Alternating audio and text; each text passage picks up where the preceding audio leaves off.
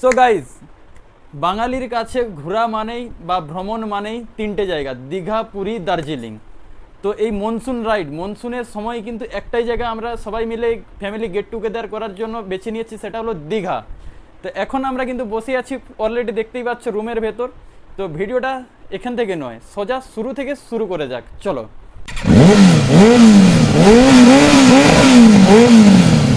So good morning guys, good morning from Moyna. তো আজকে তোমরা কি ভিডিও দেখবে সেটা আশা করি থাম্বনেল দেখেই বুঝতে পেরে গেছো। তো এখন আপাতত ঘড়ির কাঁটায় বাজে 6টা 31, আর বাড়ি থেকে বেরিয়ে চলে এসেছি। এখন আমরা আছি বর্তমানে ময়না বাইপাস, আট বাম্পারের কাছে এখন ক্রস করছি। ভাই সময় যখন খারাপ থাকে না ভাই, সব দিক থেকে খারাপ চলে। এবার কেন বললাম সময় খারাপ চলে, ভিডিওর প্রথমেই সব কিছুই তোমাদের সাথে খোলাসা করব, ঠিক আছে? তো চলো, আপাতত কিন্তু বাইকে ফুয়েল মাইলেজটা খুবই কম আছে। আগে ফুয়েলটা টপ আপ করবো, তারপরে তোমাদের সাথে আবার কথা বলছি। তো বন্ধুরা, বর্তমানে আমরা উঠে পড়েছি যে কলকাতা টু দীঘা যে রোড, NH41, সেই NH41 ধরে কিন্তু আমাদের এথেনা কিন্তু ছুটে চলেছে বর্তমানে। তো এখন বাজে কিন্তু ঘড়ির কাঁটায় 7টা 17। তো এখান থেকে এখনো প্রায় 100 কিলোমিটার সামথিং। তো চলো, কতটা টাইম লাগে দেখা যাক এবং কত সময়ের ভিতরে আমরা পৌঁছাতে পারি। তো বন্ধুরা, তোমাদেরকে ভিডিওর শুরুতেই বলেছিলাম না যে ভাই সময় যখন খারাপ হয় সব দিক দিয়ে খারাপ হয়। তো এবার বলছি তোমাদের, মানে কি বলবো, আমারও আশেপাশে এমন কিছু ব্যক্তি আছে না, যে মানে তোমার কোনো একটা জিনিস যদি নেয়, সেটা যদি ক্ষতি করে ফেলে, সেটার কিন্তু ক্ষতিপূরণ কোনোদিন দিতে পারবে না। হয়তো সে নিজে নিতে পারেনি জিনিসটা, হয়তো সেই জন্য আমার কাছ থেকে জিনিসটা নিয়ে গিয়ে ক্ষতি করে দিয়ে হয়তো তার মনটা শান্তি হয়ে গেল, এরকমও হতে পারে। ঠিক আছে, তো কথা অনেক রকম ভাবেই হয়, তো যেটা যেভাবে ধরবে। তো সেই ভাই ক্ষতি হয়ে গেলে, মানে তোমার শখের জিনিসটা যখন ক্ষতি হয়ে যাবে না ভাই, তোমার মাথাই খারাপ হয়ে যাবে। সেই রকম জিনিসই আমার সাথে হয়েছে। তো সেই জন্য একটু মন মেজাজ খারাপ ছিল, তাই জন্য এতদিন কোনো ভিডিও আসেনি, কিছুই আসেনি। তো হঠাৎ করে একটা প্ল্যান করলাম যে দীঘা রাইড করব, তো ফ্যামিলি গেট টুগেদার করে একটু ঘুরে আসো, মনসুন রাইডও হয়ে যাবে বৃষ্টির মাঝে, ঘুরে আসাও হবে, মনটাও ফ্রি হবে। তো ভাই দেখো, সময়টা এতটাই খারাপ যে কালকে রাত্রে ক্যামেরাটা বার করলাম, ক্যামেরাটা বের করে সেটাকে চার্জ ফার্জ করে রেডি করব, তখন দেখি না ক্যামেরাটাই আর প্রবলেম দিচ্ছে আবার। তাই জন্য বললাম না, সময় যখন খারাপ হবে না সব দিক দিয়ে খারাপ। ভাই গাড়ি খারাপ হয়ে গেল, মানে একজন নিয়ে গিয়ে অ্যাক্সিডেন্ট করে ভেঙে চুড়ে চুরমার করে দিল, সেটাকে ভাই সারাতে হলো 30 থেকে 35 হাজার টাকা খরচা হয়ে গেল সেদিকে। আবার ভাই ক্যামেরা, মানে সময় যখন খারাপ হয় না, একটা কথাই আছে না, সময় খারাপ চললে কুকুর পেছন মারলেও বাচ্চা হয়, সেই রকম আর কি। বন্ধুরা, বৃষ্টি কিন্তু মাঝে মাঝে পড়ছে গায়ে, এবং মনসুন রাইড কিন্তু আমাদের চলছে। হঠাৎ কিন্তু আমি ভেবেছিলাম যে ভাই মেঘলা ওয়েদার, বৃষ্টিটা পাবো না, কিন্তু দেখছি যে বৃষ্টি কিন্তু পড়ছে, আর আমাদের মনসুন রাইড চলছে। ভাই মজাই আলাদা। তো হয়তো তোমরা ভাবছো হয়তো যে আমি বললাম যেহেতু ফ্যামিলি গেট টুগেদার, বাট আমি একাই বাইকে আছি, একটাই বাইকে। আর ফ্যামিলি যদি নিয়ে যাই তাহলে ফ্যামিলি গেল কোথায়? তো বলে রাখি সেই জায়গাতে, আমাদের যে ফ্যামিলি আছে, ফ্যামিলি কিন্তু গাড়িতে করে বেরিয়ে গেছে দীঘায়, এবং আমি যাচ্ছি বাইক নিয়ে রাইড করতে করতে, মজা নিতে নিতে। ভাই গাড়িতে যাওয়ার মজা আর বাইকে নিজে চালিয়ে যাওয়ার মজা, দুটো কিন্তু সম্পূর্ণ আলাদা। তোমরা যারা বাইকার্স আছো বা বাইক ভালোবাসো, তারা কিন্তু জিনিসটা রিলেট করতে পারবে আমার সাথে, যে চার চাকায় একটা বসে বাইরে জানালা দিয়ে দেখতে দেখতে যাওয়া, আর যদি বাইক ভাই নিজের যখন চালাবে, গায়ে যে বাতাসটা লাগবে, মুখে যে হাওয়াটা লাগবে, সেটা কিন্তু ফিলিংসটা সম্পূর্ণ আলাদা, তাই না? বন্ধুরা, দেখতে দেখতেই কিন্তু পৌঁছে গেলাম মঠচণ্ডীপুর। এবং এই মঠচণ্ডীপুর কিন্তু আমাদের বাড়ি থেকে প্রায় 50 কিলোমিটার দূরে, অর্থাৎ আমরা কিন্তু বাড়ি থেকে 50 কিলোমিটার অতিক্রান্ত করে ফেলেছি। তো এখন আছি আমরা মঠচণ্ডীপুর। ভাই এমন বৃষ্টি চলে এলো ভাই, বাজকুলের কাছে দাঁড়িয়ে থাকতে হলো আধা ঘন্টা 45 মিনিট মতো, ওই মাথা খারাপ করা বৃষ্টি। তার উপরে একটা হাসির কথা শোনো, মনসুন রাইডে বেরিয়েছি আর রেনকোটই নিতে মনে নেই, ভাবো। আরে ভাই রেন গিয়ারটা তো নিয়ে বেরোলে তো হয়ে যেত রে ভাই, দাঁড়াতে হতো না। কিন্তু সেই জিনিসটা, রেন কভারটাই নিতে মনে নেই। এই বাজকুলের কাছে দাঁড়িয়েছিলাম আধা ঘন্টা 45 মিনিট মতো, ভাই মাথা খারাপ।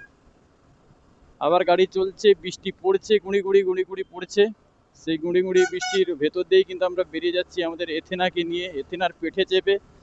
বর্তমানে কিন্তু আমরা এখন বাজকুল যে ফ্লাইওভার, সেই ফ্লাইওভার ক্রস করছি এখন। দেখতেই পাচ্ছ ওয়েদারটা দেখো, পুরো মেঘলা মেঘলা, মাঝে একদম আমাদের এথেনা ছুটে চলেছে, কিন্তু বৃষ্টি পড়েছে, মজা আনন্দ সব কিছু নিয়ে মনসুন রাইড চলছে আমাদের দীঘার উদ্দেশ্যে। ভাই বৃষ্টি হচ্ছে, মাথা খারাপ করা বৃষ্টি, যখন তখন হচ্ছে, যখন তখন থেমে যাচ্ছে, যখন তখন হচ্ছে, যখন তখন থেমে যাচ্ছে ভাই। কিন্তু ওয়েদারটা একদমই ঠান্ডা হয়ে গেছে। যাই হোক, এবং লোকেশনটা চেক করো গাইস, দীঘার দিকে যত ঢুকছি সব এই দেখো এরকম সব সাইডে সাইডে সব ডাবের দোকান, এবং এই পাশে কিন্তু পুরো ক্ষেত, সামনে পুরো জঙ্গল, মাছ দিয়ে চলেছে কিন্তু রাস্তা, এবং এই দেখো সব গরমের জন্য ডাব রেখেছে সব। দীঘা রোডে ঢুকে যাওয়া মানেই ভাই এইরকম ডাব দেখতে হবে পাশে দোকানে সারি সারি ভাবে।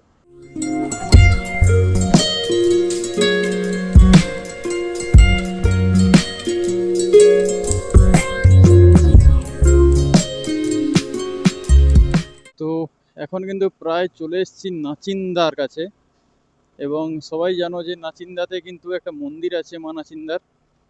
তো এই দেখতেই পাচ্ছ মাইল ফলকে লেখা আছে নাচিন্দা, এবং তোমাদেরকে মন্দিরটা দেখাচ্ছি, দাঁড়াও। এই যে হলো মন্দির, এইখানটা দিয়ে মন্দির, এই মন্দিরটা হলো নাচিন্দা মন্দির। ওই মা কিন্তু খুবই জাগ্রত, দেখতেই পাচ্ছ মন্দিরটা। আর সামনেও দেখছো জাম কিরকম, সামনে দেখো সব বিভিন্ন সেই বাইরে থেকে যে খেলনা গাড়িগুলো আসে না, সেই গাড়িগুলো সব নিয়ে বসে আছে। আর বৃষ্টিতে দেখো ভাই পুরো চারিদিকে জলই জল। তো বন্ধুরা অলরেডি কিন্তু আমরা এন্টার করে গেছি পিছাবনি, এবং পিছাবনি দেখে দেখো রাস্তাটা দেখেই তোমরা বুঝতে পারছো যে এদিকে কিন্তু অতটা বৃষ্টি হয়নি, এবং পিছাবনি ঢুকেই কিন্তু আমরা পেয়ে গেছি রোদ্রু, সূর্যি মামার দেখা অলরেডি কিন্তু আমরা পেয়ে গেছি, এদিকে কোনো বৃষ্টিই নেই। তো চলো আবার এইবার কিন্তু আস্তে আস্তে করে গাড়িটাকে স্ট্রেচ করতে পারবো। এবং এবার দেখছো সব জাম ভাই, সিগন্যাল আছে তো, সিগন্যালের জন্য জাম। কাঁথি বাস স্ট্যান্ড এসেছি, আর ভাই গাড়ির মানে থ্রোটেলই কোনো নিচ্ছে না, আর ভাই গাড়ি হয়ে গেছে বন্ধ, জামে ছিল গাড়ি, আর দিয়ে থ্রোটল মারছি, থ্রোটালিয়া নিচ্ছে না ভাই, পুরো গাড়ি বন্ধ। সাইডে ঠেলে ঠেলে ঠেলে ঠেলে স্টার্ট করলাম, স্টার্টই নিচ্ছে না ভাই কোনো রকম ভাবে। একবার স্টার্ট নিয়ে নিয়েছে, গাড়িটা নিয়ে যাচ্ছি আবার। গাড়ি থেকে কোথায় যে একটা ক্র্যাঙ্কিং এর আওয়াজ হচ্ছে, মাথা খারাপ করে সাউন্ড আসছে, ক্র্যাঙ্ক ক্র্যাঙ্ক ক্র্যাঙ্ক ক্র্যাঙ্ক করে আসছে, আর এক্সেলটা তো নিচ্ছেই না। যা হোক করে 43-44 করে চলছে। আপাতত একটা কোথাও সার্ভিস সেন্টার দেখতে হবে, দেখে আগে ভাই গাড়িটা দিতে হবে ভাই। বলছি না ভাই, সময় যখন খারাপ হবে ভাই তোমার সব দিক দিয়ে খারাপ, গাড়ি অ্যাক্সিডেন্ট হয়ে সেখানে ক্ষতি, ক্যামেরা চলছে না ক্যামেরাতে ক্ষতি, আবার ভাই এখানে গাড়ি রানিং এ আছে ভাই, সেখানে আবার প্রবলেম। মানে শনি পিছনে লেগে গেছে অলরেডি, কেন্দ্রে বৃহস্পতি আর নেই, কেন্দ্রে শনি চলে এসেছে। রাস্তায় যেতে যেতে চোখে পড়লো যে রানি অটো। তো এই সার্ভিস সেন্টারে কিন্তু আপাতত আমাদের যে এথেনাকে পার্ক করে দিয়েছি, এবং যে মেকানিক দাদা তাকে কিন্তু বলে দিয়েছি কি কি প্রবলেম। তো দাদা বলছে যে একটু দাঁড়াতে হবে, তো দাঁড়িয়েই আছি। সময় যখন খারাপ হবে না তোমার সব দিক দিয়ে খারাপ হবে। গাড়িতে এক্সিলারেশন মারছি, এক্সিলারেট করছি, এক্সিলারেশন আসছে না, দিয়ে বহু কষ্টে গাড়িটা স্টার্ট মেরে নিয়ে এলাম একটা মানে সার্ভিস সেন্টারে, রানি মোটরসে। দিয়ে সেখানে এখন দাদা গাড়ি চালাচ্ছে, দেখতেই পাচ্ছে দেখো, গাড়িটা দেখছে কি প্রবলেম হয়েছে না হয়েছে। তো গাড়িটা আপাতত কী করা যায় না হয় সেগুলো আপডেট থাকবে সব কিছু, দিয়ে তারপরে কিন্তু আস্তে আস্তে বেরোবো এখান থেকে। চলো ভাই, যেখানে গাড়ি দিলাম না ভাই সেখানে দুটো তিনটে মেকানিক দেখলো, কোনো কি মানে প্রবলেমটা কি ধরতেই পারছে না, অথচ ভাই তারা মেকানিক, কি বললে ভাই। মানে দুটো তিনটে মেকানিক দেখলো দোকানটাতে, কিন্তু কেউ একজনও ধরতে পারলো না যে কোথা থেকে ক্র্যাঙ্কলিংটা হচ্ছে। গাড়ি চালাচ্ছে বুঝতে পারছে যে একটা আওয়াজ হচ্ছে, আমিও বলছি দাদা এই আওয়াজটা হচ্ছে কোথায়, আর এক্সিলারেশনই আসছে না গাড়িতে, পিক আপও নেই, থ্রোটাল দিচ্ছি পিক আপ নেই। কিন্তু দু তিনজন মিলে দেখলো, কিন্তু কোথাও কিন্তু কেউ প্রবলেমটা ধরতে পারছে না। তো চলো আপাতত এখান থেকে দীঘার কাছে রামনগর আছে, রামনগরের কাছে ইয়ামার সার্ভিস সেন্টার আছে, সেখানে গিয়ে দেখাই, দেখি কি হয়। রাইডটাতে এসেছিলাম ভাই মজা করব আনন্দ করব সেই জন্য, কিন্তু মানে এতটা যে ব্যাড লাক চলছে আমার, সেটা আমি কল্পনা করতে পারিনি। আগের দিন রাত্রিবেলা ভাই ক্যামেরা খারাপ হয়ে গেল, দিয়ে সারা রাত জেগে জেগে সে ক্যামেরাটাকে ঠিক করলাম। ভাই রাইডে বেরোলাম, সেখানে এসে অর্ধেক রাস্তায় এসে বাইকে প্রবলেম হলো, সেটাও এখনো ভাই সর্ট আউট করতে পারছি না। ভাই কি যে হচ্ছে ভাই, কি খুঁজেই পাচ্ছি না ভাই। বন্ধুরা তোমরা জাস্ট লোকেশনটা চেক করো ভাই, লোকেশন চেক করো। দুপাশে দেখো পরপর গাছ, সব মাথা তুলে দাঁড়িয়েছে, মাঝখান দিয়ে রাস্তা, এবং আমাদের ছুটে চলেছে এথেনা বিভিন্ন রোগে জর্জরিত হয়ে। ভাই কোথায় কোন সময় এক্সিলারেশন নিচ্ছে না, কোন সময় ক্র্যাঙ্কিং করছে, এখন আবার ভাই কিন্তু পুরো বডিটাই দুলছে, পিছন চাকা সামনে চাকা দুটো চাকাই দুলছে আবার। কি যে হচ্ছে আমি খুঁজে পাচ্ছি না ভাই, কার নজর লেগে গেল না কি হলো ব্যাপারটা আমি খুঁজে পাচ্ছি না ভাই। আপাতত সাপুয়া পার করেছি সবে মাত্র, এবং সাপুয়া পার করেই কিন্তু তোমাদেরকে লোকেশনটা চেক করেছি। দেখো ভাই, প্রকৃতির মায়া আলাদা ভাই। এই দেখো ভাই, প্রকৃতির মায়া আলাদা। কোথায় এক্ষুনি বৃষ্টি হচ্ছিল, কোথায় আবার রোদ, কোথায় আবার দেখো পুরো মেঘলা হয়ে গেল।